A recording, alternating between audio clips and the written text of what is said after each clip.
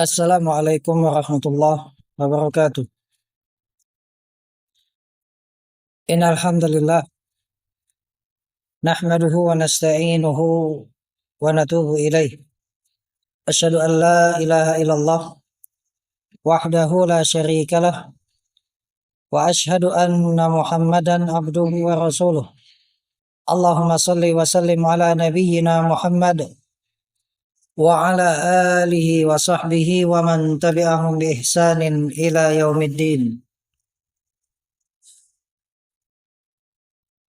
Qala Allah Ta'ala fil Qur'an al-Karim, ya ayyuhalladzina amanu taqullaha wa qulu qawlan sadida yuslih lakum a'malakum wa yaghfir lakum dhunubakum wa may yuti'illaha wa rasulahu faqad faza fawzan 'azima. Kaum muslimin dan muslimat rahimani wa rahimakumullah. Alhamdulillah, insyaallah kita akan kembali melanjutkan pembahasan kita dari kitab Aqidah Ahlus Sunnah wal Jamaah karya dari Syekh Muhammad bin Shalih Al-Utsaimin rahimahullahu taala. Dan pada pertemuan yang lalu kita telah membahas dua macam iradah. Itu dua macam iradah Allah Subhanahu wa taala. Yang pertama iradah apa? Iradah kauniyah. Yang kedua adalah iradah syariah. Telah kita sebutkan masing-masing tentang dua macam iradah ini dan juga perbedaannya. Kita lanjutkan pembahasan kita. Qala al-muallif rahimahullahu ta'ala, berkata penulis rahimahullahu ta'ala, wa nu'minu bi anna Allah ta'ala yuhibbu awliya'ah wa hum yuhibbunah. Dan kita beriman bahwasanya Allah ta'ala mencintai wali-walinya dan juga mereka mencintai Allah Subhanahu wa taala. Baik, di sini ada beberapa pembahasan. Yang pertama, pembahasan terkait tentang sifat mahabbah, yaitu ditetapkannya sifat mahabbah, sifat kecintaan bagi Allah Subhanahu wa ta'ala. Beliau menyatakan bahwasanya kita beriman bahwasanya Allah Ta'ala mencintai wali-walinya, dan mereka pun wali-wali Allah Subhanahu wa ta'ala mencintai Allah Subhanahu wa ta'ala. Beliau sebutkan dalil dari surat Ali Imran ayat 31. Surat Ali Imran ayat 31, Allah Ta'ala berfirman, Qul, katakanlah wahai Muhammad, in kuntum tuhibbunallah, jikalau kalian benar-benar mencintai Allah Subhanahu wa ta'ala, fattabi'uni, maka ikutilah aku, yuhibbukumullah, maka niscaya Allah akan mencintai kalian. Ya, dalam ayat ini dijelaskan yuhibbukumullah, niscaya Allah akan mencintai kalian, yang menunjukkan adanya sifat mahabbah bagi Allah Subhanahu wa ta'ala. Adapun ahlu sunnah selesai membaca dalil, tertetapkannya sifat mahabbah, selesai. Tidak seperti ahlul batil yang mereka mentaktil, menolak sifat Allah Subhanahu wa ta'ala dengan berbagai macam alasan yang batil. Baik, terkait dengan hal ini yang pertama tentang wali-wali Allah Subhanahu wa ta'ala. kita beriman bahwasanya Allah mencintai wali-wali Allah Subhanahu wa taala. Siapa wali Allah? Ini sudah sering kita ulang. Ya. Wali Allah itu ditetapkan oleh syariat. Maka untuk mengetahui siapa wali Allah Subhanahu wa taala, maka kembali kepada timbangan, kepada mizan yang ada dalam syariat. Bukan dengan tolak ukur timbangan masing-masing. Ya. Terkait dengan wali Allah Subhanahu wa taala, Allah di dalam Al-Quran surat Yunus ayat 62-63, surat Yunus ayat 62-63, Allah Ta'ala berfirman, Ala inna awliya Allah la khawfun alaihim wa lahum yahzanun. Ketahuilah bahwasanya wali-wali Allah tidak ada rasa takut atas mereka dan mereka pun tidak bersedih. Kemudian dalam ayat 63 Allah sebutkan siapa yang mereka tergolong wali Allah Subhanahu wa taala. Allah berfirman, alladzina amanu wa kanu yattaqun. Mereka itu adalah orang-orang yang beriman dan mereka itu adalah orang-orang yang bertakwa.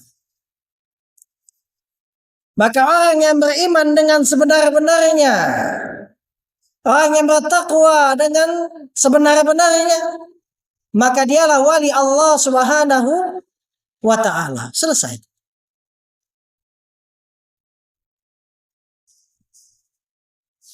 Tidak ada ketetapan yang mengharuskan wali Allah itu punya karomah. Walaupun karomah ada, Allah berikan kepada sebagian wali-wali Allah Subhanahu wa taala. Karena wali tidak mesti punya karomah. Ya. Para sahabat. Abu Bakar As-Siddiq. Ya, beliau tidak kebal bacok. Beliau tidak bisa berjalan di atas air. Ya. Bahkan Rasulullah Sallallahu Alaihi Wasallam sendiri itu walinya para wali. Tidak ada yang lebih tinggi dari beliau Sallallahu Alaihi Wasallam. Ya, beliau pun tak pernah kemudian mengajarkan amalan-amalan tertentu agar kemudian seseorang mendapatkan sebuah kemampuan luar biasa yang kemudian dianggap sebagai wali. Maka ukurannya ini di dalam Al-Quran Allah nyatakan alladzina amanu wa kanu yattaqun. Selesai. Wali Allah itu orang yang beriman dan bertakwa. Jadi siapa saja yang dia beriman dan bertakwa, dia wali Allah Subhanahu wa taala.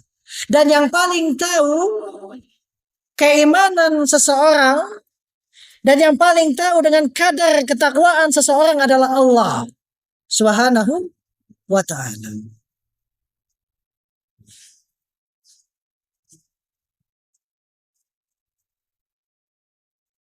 Dan memang wali-wali Allah Subhanahu wa taala adalah hamba-hamba yang dicintai oleh Allah Subhanahu wa taala. Bahkan orang yang memusuhi wali Allah Subhanahu wa taala dinyatakan perang oleh Allah Subhanahu wa taala sebagaimana hadis qudsi yang diriwayatkan oleh Al-Imam Al-Bukhari. Allah taala berfirman, "Man adali waliyan faqad adzantuhu bil harb." Barang siapa yang memusuhi waliku, maka aku nyatakan perang kepadanya. Ya. Maka ketika kita ingin mencapai derajat kewalian, tiada lain jalannya iman, takwa. Dan Allah lah yang tahu siapa wali-wali Allah Subhanahu wa ta'ala. Kemudian terkait dengan ayat dalam surat Ali Imran 31, Allah Ta'ala berfirman, "Qul in kuntum tuhibbunallah fattabi'uni." Katakanlah wahai Muhammad, jikalau kalian benar-benar mencintai Allah, maka ittiba'lah kepadaku. Ikutilah aku. Yuhibbukumullah. Niscaya Allah akan mencintai kalian. Kelanjutan ayatnya bukan hanya kemudian mendapatkan kecintaan Allah Subhanahu wa taala. Yuhibbukumullah wa yaghfir lakum dzunubakum. Niscaya Allah akan mencintai kalian dan akan memberikan ampunan bagi dosa-dosa kalian. Wallahu ghafurur rahim. Dan Allah Maha Pengampun lagi Maha Penyayang. Ayat ini disebutkan oleh para ulama sebagai ayatul mihnah. Ayatul mihnah. Apa itu ayatul mihnah? Ayat ujian. Ayat ini disebut dengan ayat al-mihnah, ayat ujian. Karena ayat ini turun tentang orang-orang yang mengaku mereka cinta kepada Allah Subhanahu wa taala. Ayat ini turun tentang orang-orang yang mereka mengaku mengklaim bahwasanya mereka mencintai Allah Subhanahu wa taala, maka kemudian Allah turunkan ayat ini yang menjadi apa? Timbangan kebenaran pengakuan mereka atau tidak. Karena bisa jadi seseorang mengaku cinta tetapi ternyata perbuatannya justru menampakkan sebaliknya. Karena yang namanya pengakuan cinta kepada Allah Subhanahu wa taala butuh bukti. Bukan hanya sekedar pengakuan, pernyataan saja. Karena setiap orang ketika ditanya apakah engkau mencintai Allah, seorang muslim, maka bagaimanapun keadaannya pasti dia akan menjawab, saya mencintai Allah. Tapi permasalahannya bukan hanya apa yang diucapkan di lisan.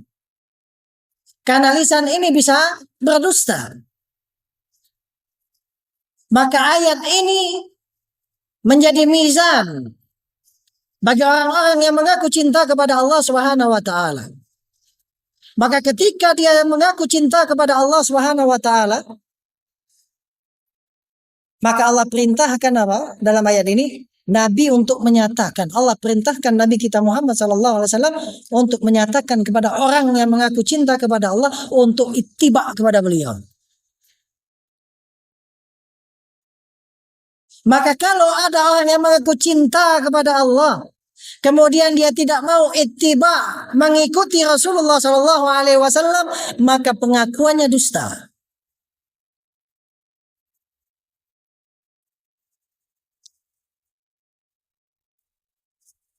Ya, pengakuannya adalah dusta.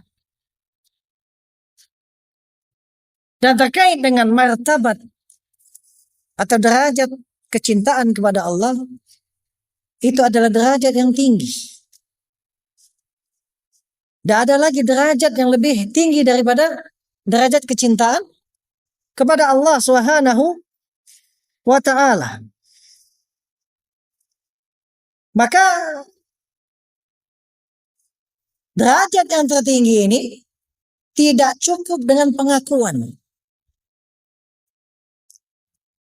Akan tetapi harus ada pembuktian akan kejujuran, akan kebenaran dari pernyataan cinta kepada Allah Subhanahu wa ta'ala.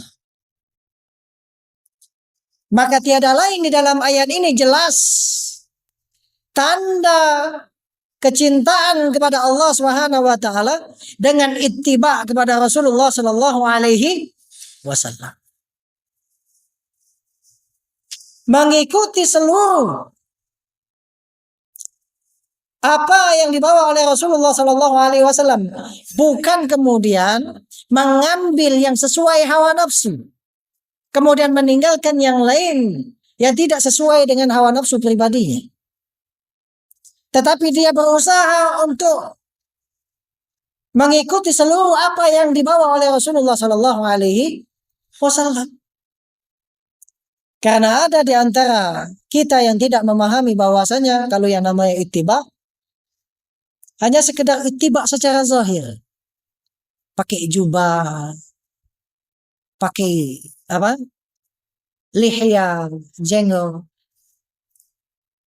Sudah merasa ittiba, padahal ibadahnya menyelisihi ibadah Rasulullah sallallahu alaihi wasallam. Akidahnya menyelisihi akidah Rasulullah sallallahu alaihi wasallam, bahkan menentang apa yang datang dari Nabi sallallahu alaihi wasallam. Itu bukan ittiba namanya.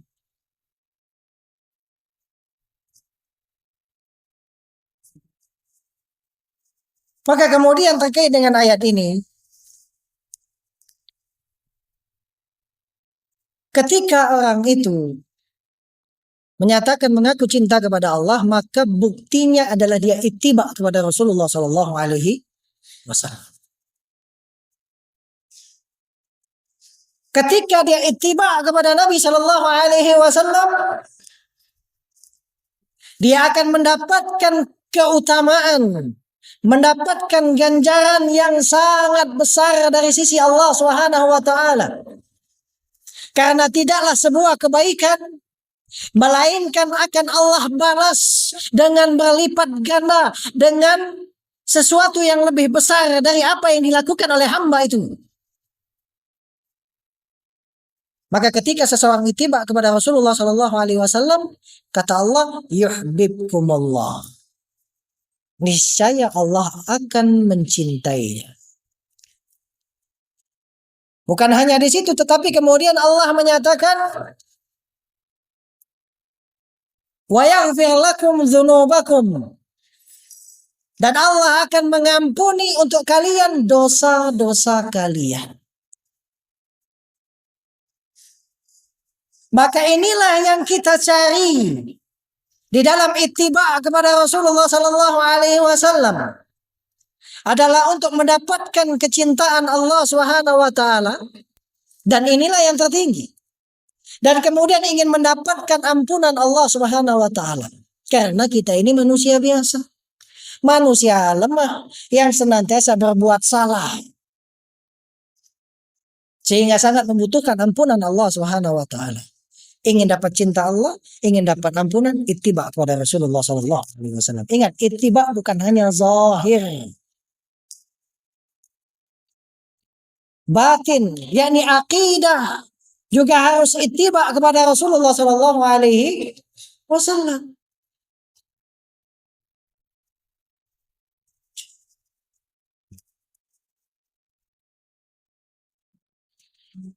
Kemudian, dan memang terkait dengan yang ditekankan oleh penulis di sini adalah terkait dengan apa? Penetapan sifat mahabbah bagi Allah Subhanahu wa taala. Jelas tadi. Ya, yuhibbukumullah, niscaya Allah akan mencintai kalian. Penetapan sifat mahabbah bagi Allah Subhanahu wa taala. Yang tentunya sifat mahabbah tersebut berbeda dengan sifat mahabbah makhluk. Sifat mahabbah Allah sesuai dengan keagungan dan kemuliaan Allah Subhanahu wa taala. Tidak menyerupai sifat mahabbah yang ada pada makhluk. Ya.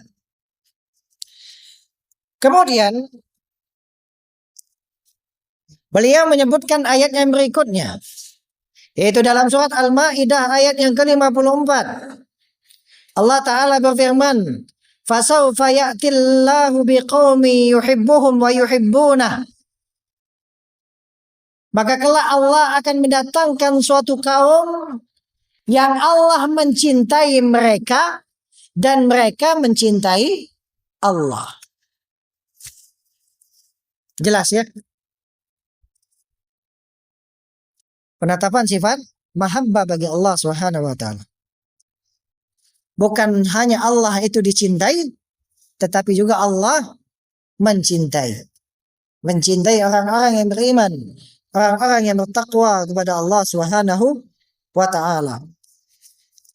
Kemudian juga kata beliau menyebutkan firman Allah dalam surat Ali Imran ayat 146. Allah Ta'ala berfirman, wallahu yuhibbus sabirin. Dan Allah mencintai orang-orang yang bersabar. Baik. Allah mencintai orang-orang yang bersabar. Nah, terkait dengan ayat ini, siapa yang dimaksud dengan orang-orang yang bersabar? Dijelaskan oleh penulis Syekh Muhammad bin Shalih Al-Utsaimin rahimahullah di dalam syarahnya. Firman Allah, wallahu yuhibbus sabirin, wallahu yuhibbus sabirin, dan Allah mencintai orang-orang yang sabar. Ai as-sabirina ala syariatillah was-sabirina ala aqdarillah. Yaitu Allah mencintai orang-orang yang sabar, yaitu orang-orang yang sabar di atas syariat Allah. Orang-orang yang sabar di atas syariat Allah dan bersabar terhadap takdir Allah Subhanahu wa taala. Kemudian kata beliau, wa syariatullahi awamir wa nawahin. Dan syariat Allah itu adalah apa? Perintah dan larangan. Jadi artinya orang yang bersabar di atas perintah Allah Subhanahu wa taala, ya, dan juga di atas dia bersabar dari hal-hal yang dilarang oleh Allah Subhanahu wa taala. Dan juga orang yang bersabar di atas takdir. Jadi Allah mencintai orang-orang yang sabar, yaitu orang-orang yang bersabar di atas syariat Allah. Maksudnya apa orang yang bersabar di atas syariat Allah? Orang yang bersabar melaksanakan perintah Allah dan bersabar menjauhi hal-hal yang dilarang oleh Allah Subhanahu wa taala. Dan juga dia bersabar atas takdir yang telah Allah tetapkan baginya. Maka orang yang demikian keadaannya, maka dia pasti akan mendapatkan cinta Allah Subhanahu wa taala. Kemudian beliau sebutkan firman Allah dalam surat Al-Hujurat. Surat Al-Hujurat ayat 9. Allah Ta'ala berfirman, wa aqsitu innallaha yuhibbul muqsitin. Dan berbuat adillah. Sesungguhnya Allah itu mencintai orang-orang yang berbuat adil. Dan maksud berbuat adil,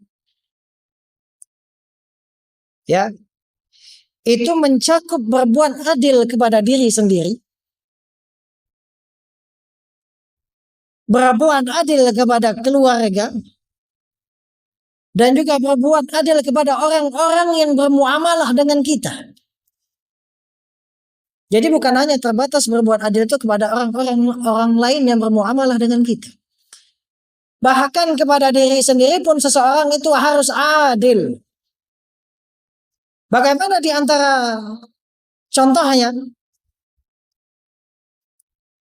orang itu adil terhadap diri?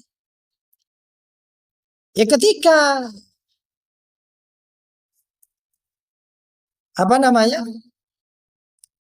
seseorang itu sudah lelah, capek, bahkan dalam urusan ibadah,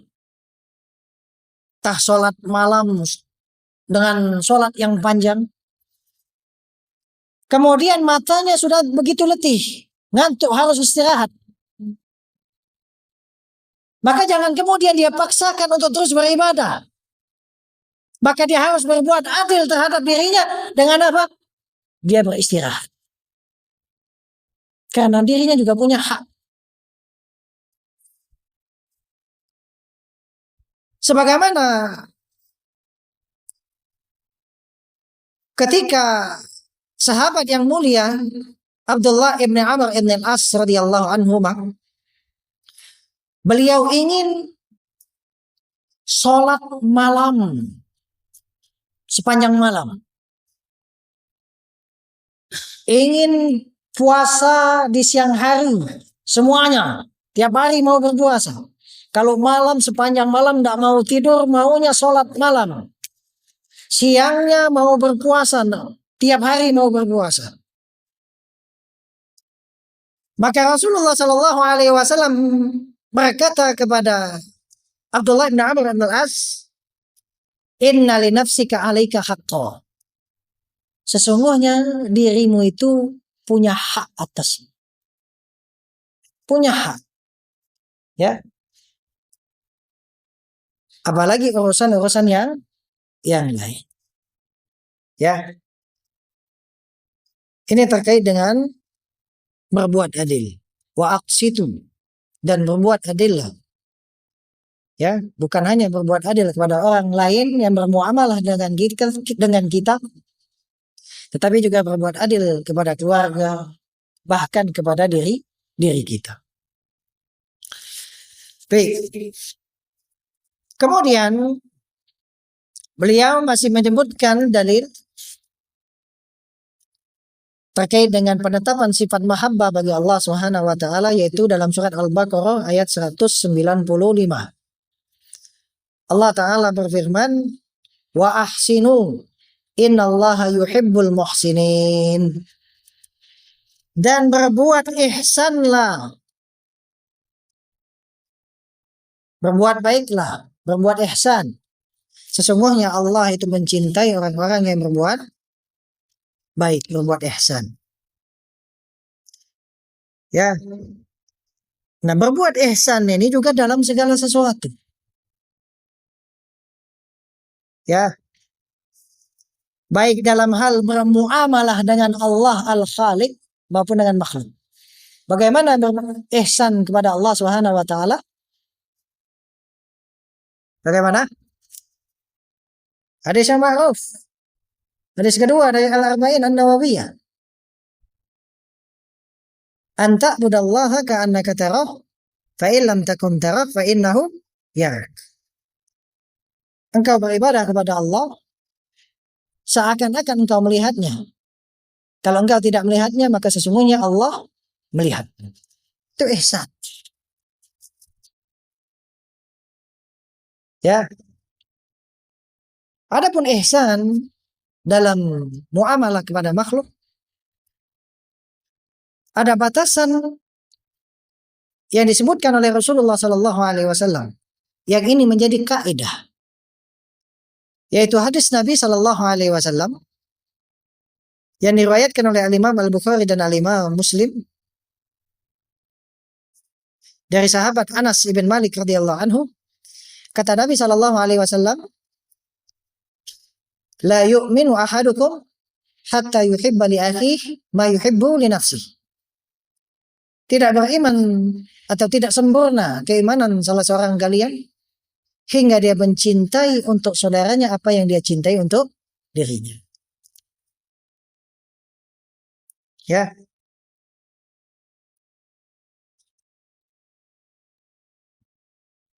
Adapun bentuk-bentuk berbuat ihsan kepada makhluk ini sangat banyak. Bahkan dengan membantu orang lain mengangkat barang bawaannya saja itu sudah tergolong ihsan. Baik. Kemudian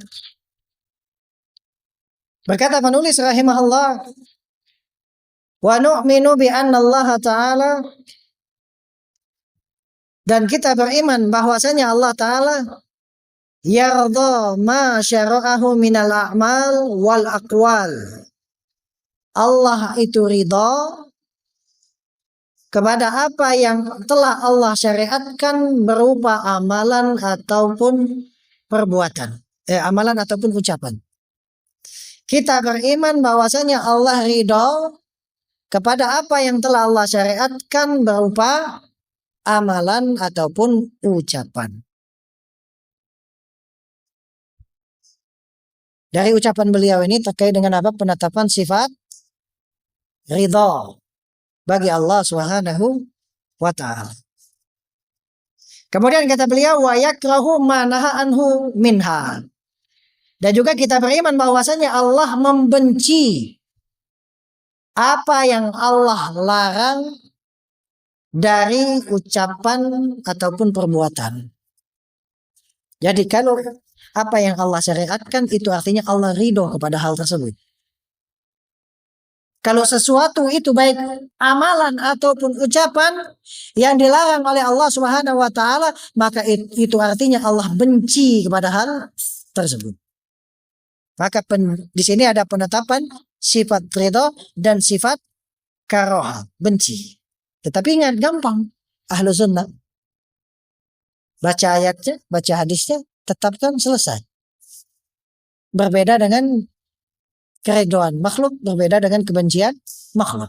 Laisa kamitslihi syai' wa huwas samiul basir. Tidak ada sesuatu pun yang serupa dengan Allah, dan Allah Maha mendengar lagi Maha melihat, selesai.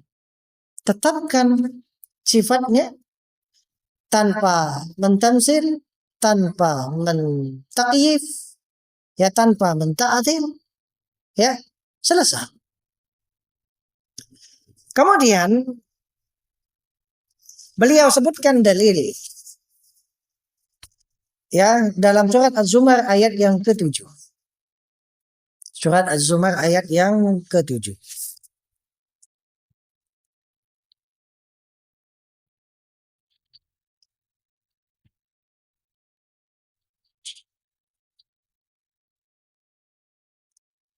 Allah Ta'ala berfirman, in takfuru fa innallaha ghaniyun ankum.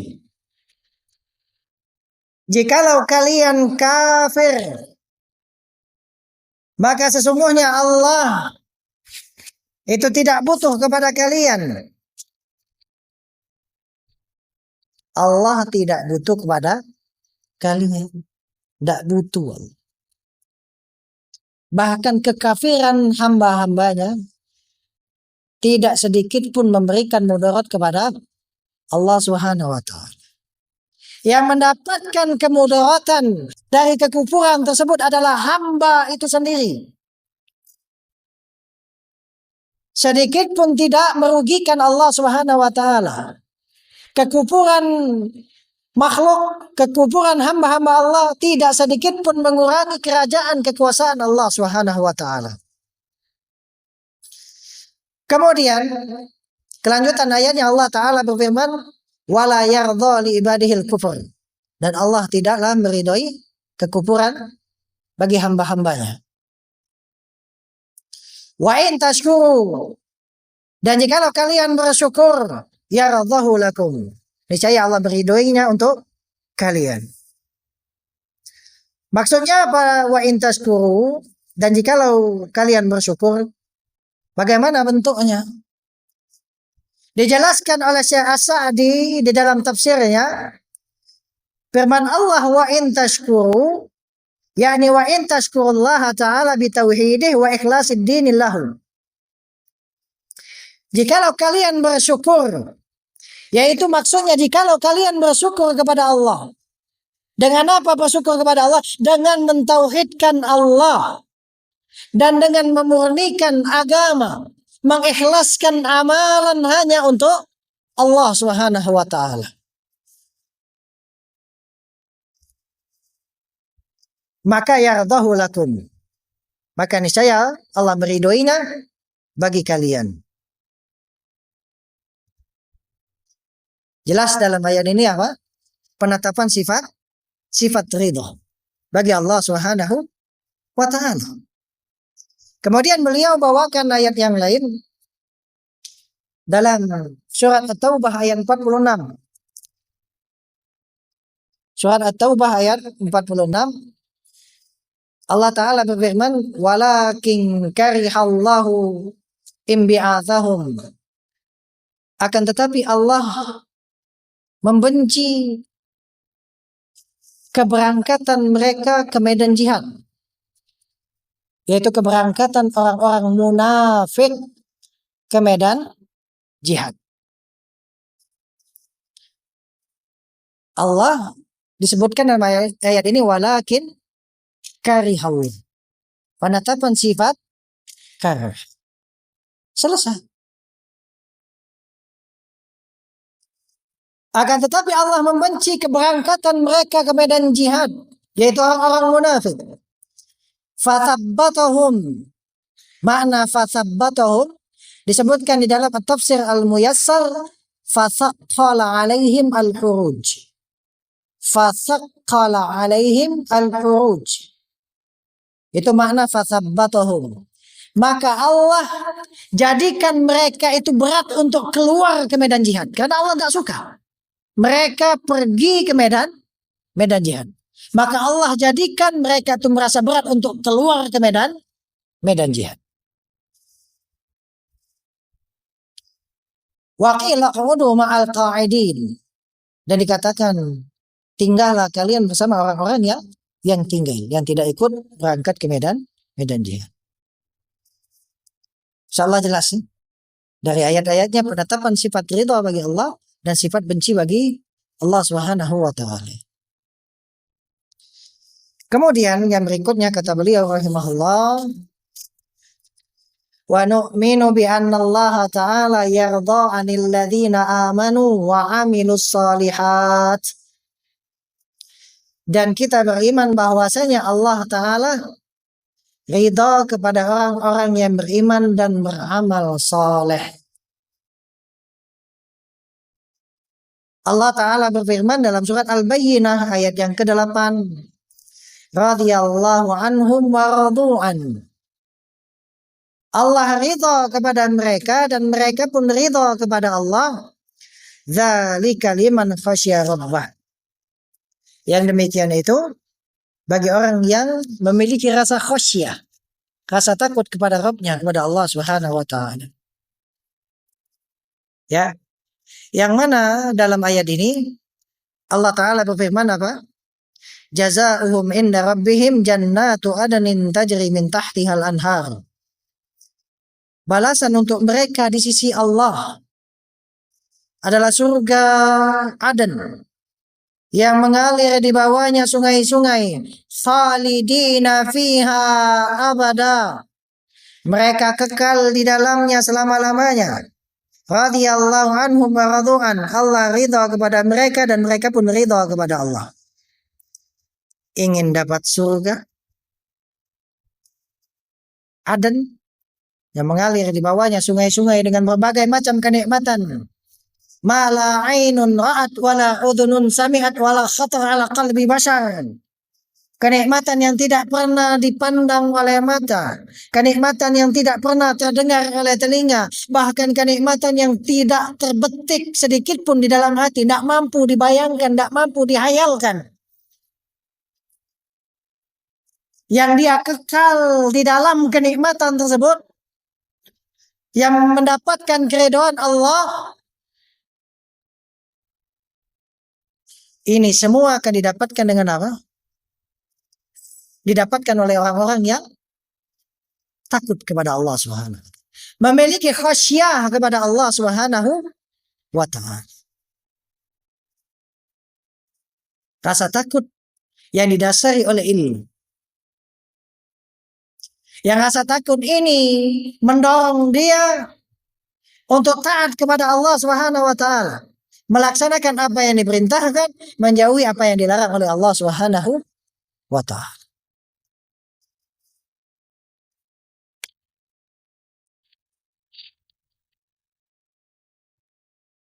Mudah-mudahan Allah Subhanahu wa ta'ala memberikan taufik kepada kita semua untuk senantiasa taat kepadanya, dimudahkan untuk senantiasa dalam ketaatan beribadah kepada Allah Subhanahu wa taala, menjauhi apa-apa yang dilarang oleh Allah Subhanahu wa taala. Karena tiada lain ketaatan seorang hamba, ketakwaan seorang hamba itu semata-mata fadlun minallah, karunia dari Allah Subhanahu wa taala. Bukan kehebatan orangnya, bukan kehebatan hamba itu. Akan tetapi semuanya murni karunia dari Allah Subhanahu wa taala. Maka kita memohon kepada Allah agar diberikan taufik untuk bisa bertakwa, untuk bisa taat kepada Allah Subhanahu wa taala. Baik, alhamdulillah, insyaallah kita lanjutkan pada pertemuan yang berikutnya. Baik, ada yang ditanya? Baik. Kita tutup. Subhanakallahumma wa bihamdik asyhadu an la ilaha illa anta astaghfiruka wa atubu ilaik. Wassalamualaikum warahmatullahi wabarakatuh.